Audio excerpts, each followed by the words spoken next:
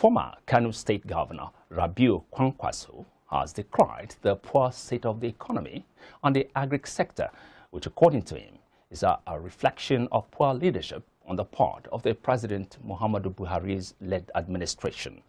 In an exclusive chat with iBrandTV, the national leader of the new Nigeria People's Party, NNPP, however, highlighted the ways to resolve the avalanche of problems confronting the agric and the manufacturing sectors in Nigeria.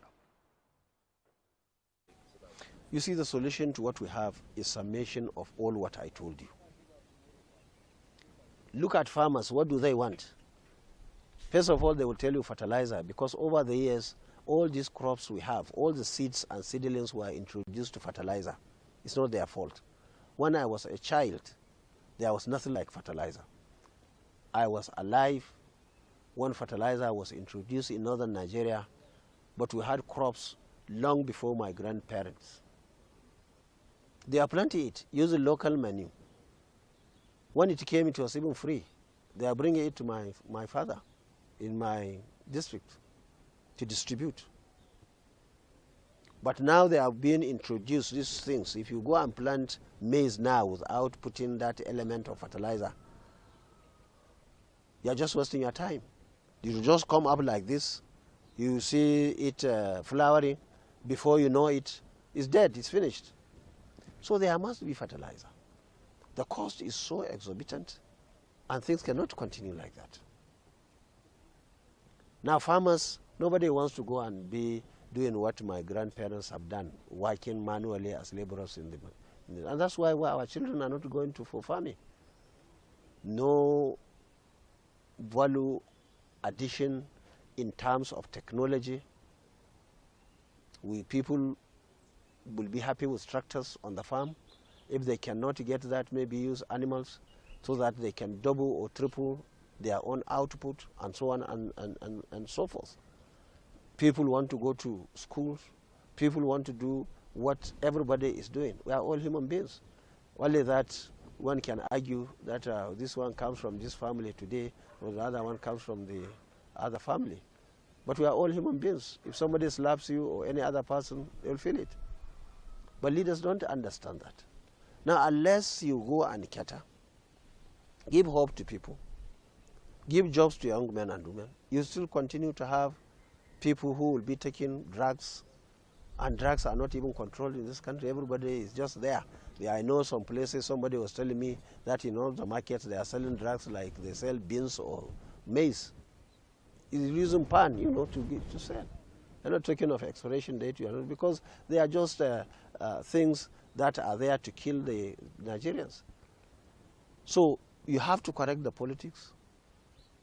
If you win, you look back and see people who supported you and make sure that you give them opportunity to improve their CV, to earn a living, and so on and so forth. You have to look at economy. We cannot continue importing everything. Some will say even toothpick. Why do you have to do that? This electricity is not going to be a miracle. We have been to almost everywhere in the world. Some people have overcome that. We are not inventing anything. It's just to do what other people have done. We are not going to invent electricity. Somebody has done that a long time before now. We are not going to invent how to do road. What is difficulty a road as a civil engineer? Is it to identify the material to put on the road? Is it the compaction? Is it the material to lay? What?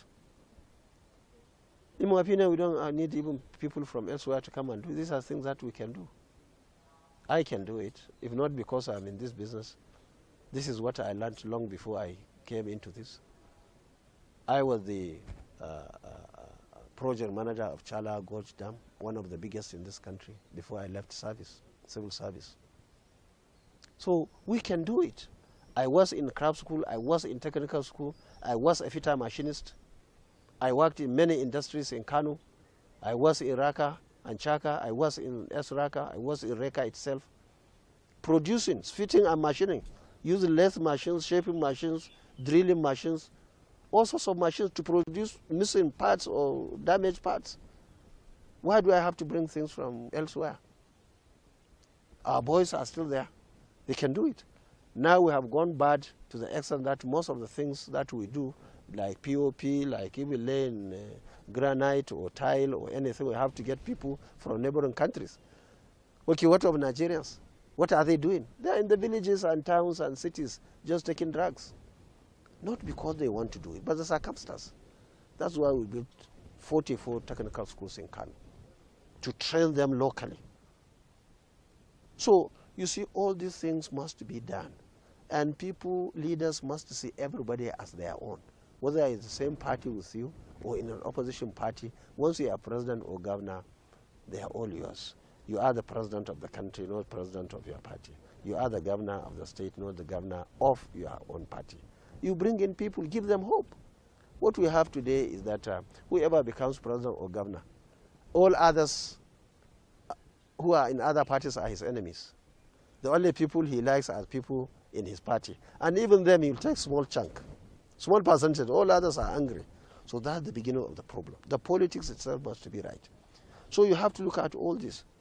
Now, for Naira, it's going down. The first time I was in the UK, in 1981,